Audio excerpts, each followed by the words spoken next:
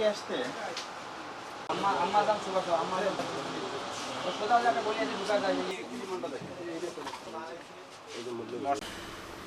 আমরা দেখেছি যে আমরা বিভিন্ন সুপার শপে যখন গেলাম তখন দেখলাম যে ডোমেস্টিক প্রোডাক্টের যে ধরনের একটা সর্বোচ্চ খুচরা মূল্য থাকে, কোনো কোনো সুপার শপ সেই সর্বোচ্চ খুচরা মূল্যর অতিরিক্ত মূল্যে তারা পণ্য বিক্রি করেছে।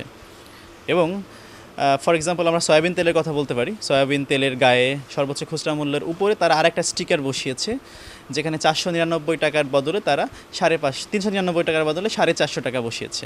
এবং আরও কিছু কিছু প্রোডাক্টের ক্ষেত্রে আমরা সেম নিয়মের ব্যত্যয় লক্ষ্য করেছি। তো সেখানে আমরা মোবাইল কোড করে আমরা 25,000 টাকা অর্থদণ্ড আরোপ করেছি।